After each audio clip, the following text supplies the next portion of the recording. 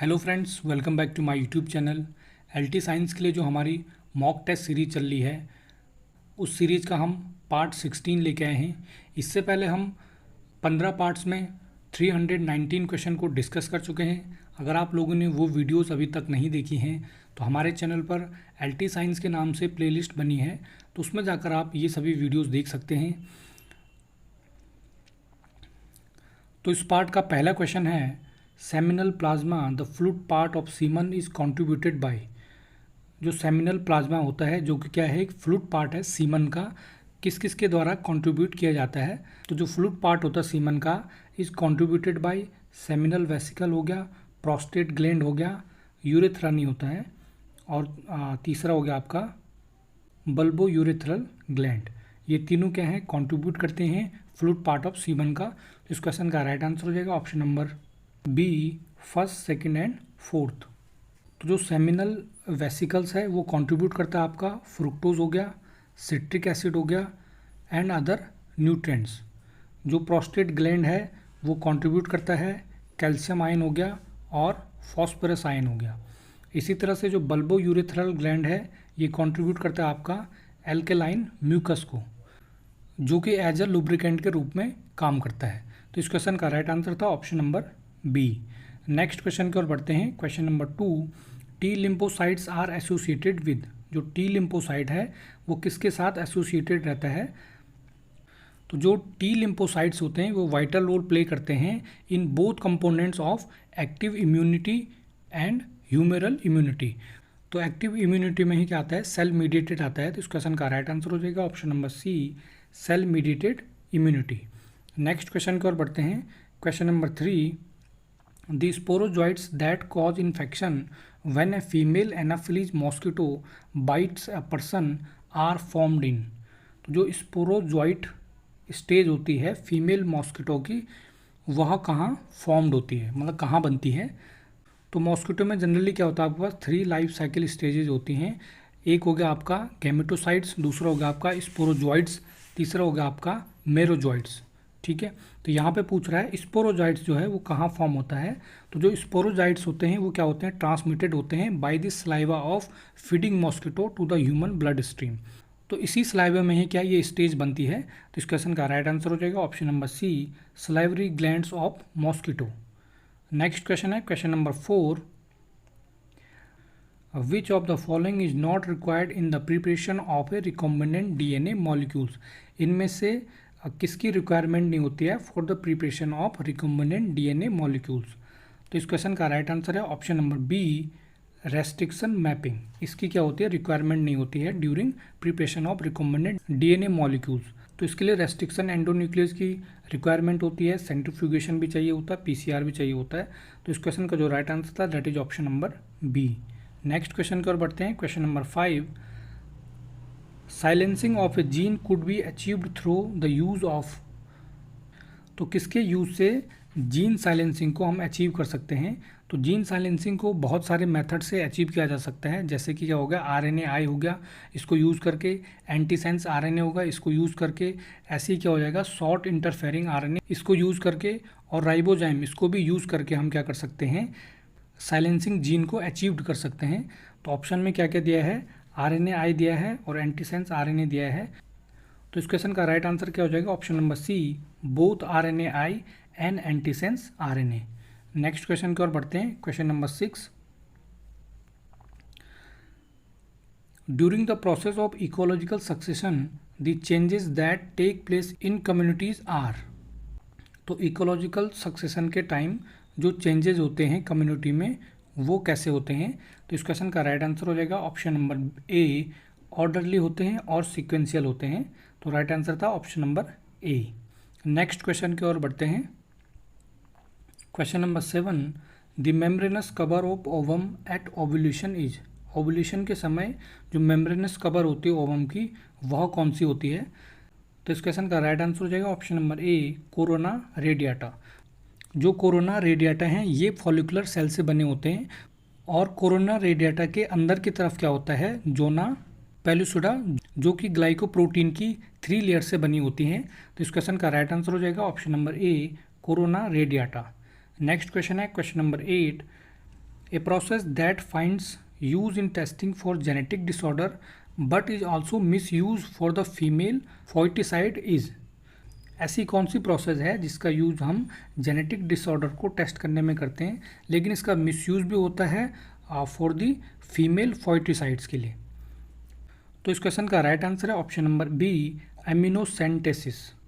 तो जो एमिनोसेंटेसिस है ये प्रोसेस फोइटस में जेनेटिक डिसऑर्डर को डिटरमाइन करने के लिए होती है, लेकिन इसका मिसयूज फोइटस के सेक्स के डिटर्मिनेशन के लिए भी किया जाता है, जिससे कि लोग क्या करते हैं जो फीमेल फोइटस को एबॉर्ट कर देते हैं। तो इस क्वेश्चन का राइट आंसर क्या था, option number B, amniocentesis. Next question है question number 9, reason for rheumatoid arthritis. तो जो रूमेटॉइड आर्थराइटिस है इसका रीज़न क्या है, तो इसका एग्जैक्ट रीज़न अभी तक तो अननोन है, लेकिन अकॉर्डिंग टू द रिसर्चर कुछ ऐसे सब्सटेंसेस होते हैं जो कि हमारे इम्यून सिस्टम को ट्रिगर करते हैं to attack the our joints. तो इस क्वेश्चन का राइट आंसर हो जाएगा option number second, body attacks self cells. Next question की ओर बढ़ते हैं question number 10, 50,000 different strains of rice in India is type of. India में चावल की 50,000 डिफरेंट स्ट्रेन हैं, तो इसको क्या कहेंगे, ऑप्शन दिए गए हैं। तो इस क्वेश्चन का जो राइट आंसर हो जाएगा that is option number B, species diversity. तो स्पीसीज डाइवर्सिटी किसको कहते हैं, एक कम्युनिटी में डिफरेंट नंबर ऑफ स्पीसीज को क्या कहते हैं, स्पीसीज डाइवर्सिटी कहते हैं। इसी तरह से इकोलॉजिकल डाइवर्सिटी क्या हुआ, इकोलॉजिकल डाइवर्सिटी क्या होता है, एक ह्यूज जियोग्राफिकल लोकेशन के अंदर इकोसिस्टम में वेरिएशन को क्या कहते हैं, इकोलॉजिकल डाइवर्सिटी कहते हैं। और जेनेटिक डाइवर्सिटी किसको कहते हैं, एक ही स्पीसीज के विभिन्न जीवों के जीन्स में होने वाले परिवर्तन को हम क्या कहते हैं, जेनेटिक डाइवर्सिटी कहते हैं। तो इस क्वेश्चन का जो राइट आंसर था that is option number B, species diversity. तो फ्रेंड्स ये 10 क्वेश्चन आपके रिलेटेड थे बायोलॉजी सब्जेक्ट से, और नेक्स्ट जो 10 क्वेश्चन होंगे वो आपके रिलेटेड होंगे केमिस्ट्री सब्जेक्ट से।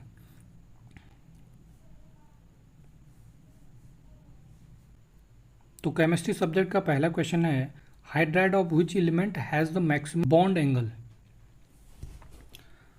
जो ऑप्शन में दिए गए हैं एलिमेंट्स, इसमें किसका सबसे ज़्यादा बॉन्ड एंगल होगा। तो जो ऑप्शन दिए गए हैं इनको अरेंज करते हैं। सबसे पहला हो जाएगा आपका H2O greater than H2S greater than H2SE, और ये ग्रेटर देन हो जाएगा H2TE। H2S को हम क्या कहते हैं, हाइड्रोजन सल्फाइड। H2SE को क्या कहते हैं, हाइड्रोजन सेलेनाइड। और H2TE को क्या कहते हैं, हाइड्रोजन टेलुराइड। तो H2O का बॉन्ड एंगल जो होता है वो सबसे ज़्यादा क्यों होता है, तो H2O में bond pair of electrons oxygen atom की तरफ मोर अट्रैक्ट होंगे, जिससे कि क्या होगा, जो बॉन्ड एंगल है वो बढ़ जाएगा, इसलिए H2 के पास हाईएस्ट बॉन्ड एंगल होगा। तो इस क्वेश्चन का राइट आंसर क्या हो जाएगा, ऑप्शन नंबर ए, H2O। नेक्स्ट क्वेश्चन की ओर बढ़ते हैं question number 2, which of the following polymers has the weakest intermolecular forces of attraction. इनमें से कौन सा पॉलीमर है जिसके पास क्या है, वीकेस्ट इंटरमोलिकुलर फोर्सेज है। तो जो ये पॉलीमर्स होते हैं इनको 4 कैटेगरी में क्लासीफाई किया गया है। सबसे पहले आता आपका इलास्टोमियर, देन आता आपका थर्मोप्लास्टिक, देन आता आपका फाइबर्स, और लास्ट में आता आपका थर्मोसेटिंग। तो जो सबसे weakest intermolecular force of attraction होता है वो किसका होता है, आपका इलास्टोमियर का। तो इलास्टोमियर का एग्जाम्पल इसमें देखेंगे हम कौन सा है, नेचुरल रबर। तो इस क्वेश्चन का राइट आंसर हो जाएगा option number D, natural rubber. Next question की ओर बढ़ते हैं question number 3, A 0.1 m aqueous solution of which of the following will have the lowest freezing point। तो इस क्वेश्चन का राइट आंसर हो जाएगा option number A, potassium sulphate, मतलब K2SO4। तो जो ये K2SO4 है ये आयोनाइज होकर 3 आयंस देता है, जिससे कि सॉल्यूशन में इफेक्टिव मोलेलिटी 3 टाइम्स बढ़ जाती है। तो इसलिए इसका जो फ्रीजिंग पॉइंट होगा वो कैसा होगा, लोएस्ट होगा। तो इस क्वेश्चन का राइट आंसर हो जाएगा option number A, potassium sulphate. Next question की ओर बढ़ते हैं question number 4, products of electrolysis of dilute sulphuric acid with platinum electrodes are. तो इस क्वेश्चन का राइट आंसर है option number A, hydrogen is liberated at cathode and oxygen is liberated at anode. तो right answer है option number A. Next question है question number 5, K2MnO4 can be converted to KMnO4 using all of the following except. K2MnO4 को हम convert कर सकते हैं KMnO4 में using all of the following except. तो हमें ये बताना है कि इनमें से किसका यूज़ करके हम K2MnO4 को KMnO4 में कन्वर्ट नहीं कर सकते हैं।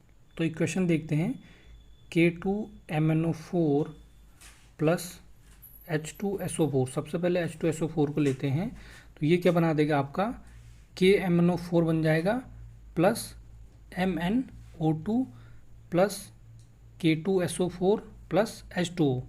तो इसको बैलेंस कर देंगे, यहाँ पर आ जाएगा 3, ये हो जाएगा 2, यहाँ पर आ जाएगा 2 और ये आ जाएगा आपका फिर K2SO4 आ जाएगा 2 और 2H2O आ जाएगा।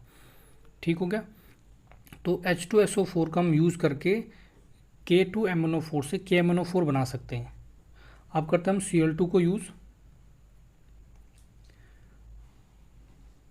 तो इक्वेशन क्या हो जाएगी, K2MnO4 प्लस Cl2 को हम यूज़ करते हैं, तो ये बना देगा आपका, ये भी क्या बना जाएगा KMnO4 प्लस 2KCl।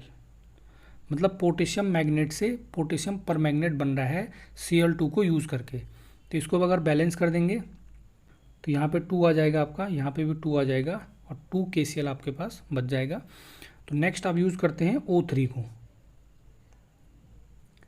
तो इक्वेशन हो जाएगा आपकी K2MnO4, इसको क्या कहते हैं पोटेशियम मैग्नेट। अब इसमें O3 से हम इसका रिएक्शन कराएंगे इन प्रेजेंस ऑफ वाटर, तो ये आपको देगा KMnO4 जरूर देगा, KMnO4 देगा प्लस KOH देगा। ठीक है, तो O3 को यूज़ करके भी हम क्या कर सकते हैं K2MnO4 को कन्वर्ट कर सकते हैं KMnO4। अब बचता है आपका लास्ट ऑप्शन HCl।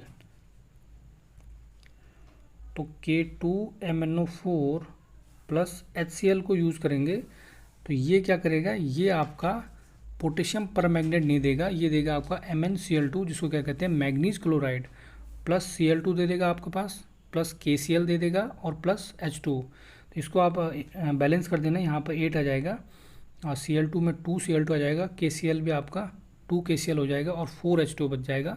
तो जो आपका HCl है इसको यूज़ करके हम K2MnO4 को KMnO4 में कन्वर्ट नहीं कर सकते हैं। तो इस क्वेश्चन का राइट आंसर हो जाएगा option number D, HCl। Next question की ओर बढ़ते हैं, क्वेश्चन नंबर 6।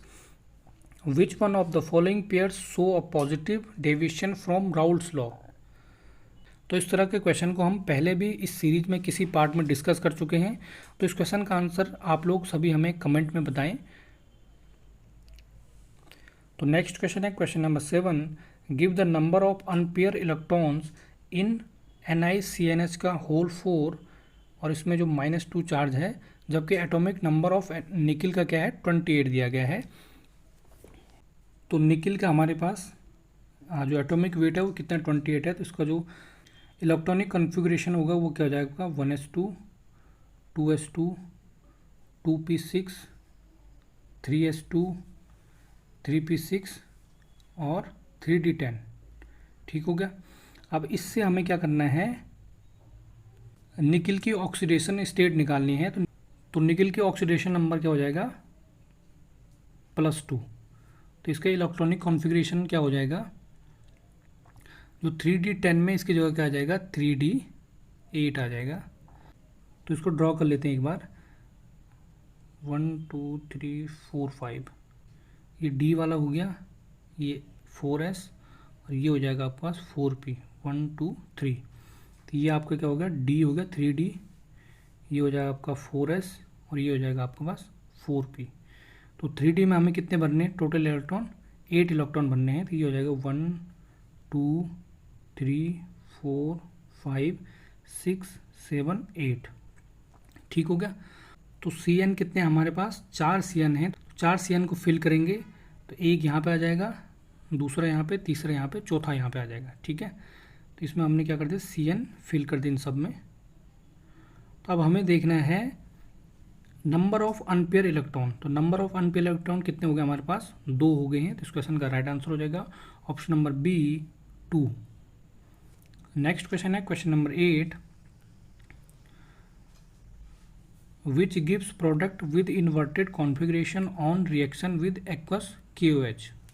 तो ये क्वेश्चन भी आपके लिए होमवर्क है। इस क्वेश्चन का राइट आंसर आप हमें कमेंट सेक्शन में बताएंगे। नेक्स्ट क्वेश्चन की ओर बढ़ते हैं। Question number 9, arrange the following compounds in the decreasing order of their acidic strength. तो हमें पास पी क्रिसॉल दिया है, पी नाइट्रोफिनॉल दिया है और फिनॉल दिया है। तो इस क्वेश्चन का राइट आंसर क्या हो जाएगा? Option number B. सबसे पहले आएगा पी नाइट्रोफिनॉल, ये इससे ग्रेटर देन होगा फिनॉल से, it is greater than P cresol. तो राइट आंसर क्या हो जाएगा? Option number B. Next question की ओर बढ़ते हैं। क्वेश्चन नंबर 10 जो कि इस वीडियो का लास्ट क्वेश्चन है। Unlike xenon no distinct chemical compound of helium is known because. ये पूछ रहा है कि जो हीलियम है इसका कोई भी डिस्टिंक्ट केमिकल कंपाउंड नहीं है, तो क्यों नहीं है ये हमें बताना है। तो जो हीलियम होता है वो एक्सट्रीमली क्या होता है, स्मॉल साइज़ का होता है, और इसमें क्या होते हैं, फुल्ली फिल्ड आउटर ऑर्बिटल्स होते हैं जो कि हीलियम को बहुत स्टेबल बनाते हैं और केमिकल रिएक्शन से इसे रेजिस्ट करते हैं। और हीलियम के पास क्या होता है, हाईएस्ट आयोनाइजेशन एंथैल्पी होती है। तो इस क्वेश्चन का जो राइट आंसर होगा that is option number C, helium has highest ionization enthalpy. तो इस क्वेश्चन का राइट आंसर क्या हो जाएगा? Option number C. तो फ्रेंड्स आज की इस वीडियो में इतना ही। अगर ये वीडियो आपके लिए हेल्पफुल है तो वीडियो को लाइक करें, अपने फ्रेंड्स के साथ शेयर करें, और अगर आप चैनल पर नए हैं तो चैनल को सब्सक्राइब ज़रूर करें। तो फ्रेंड्स मिलते हैं जल्दी ही इस सीरीज़ के पार्ट 17 वाले वीडियो में।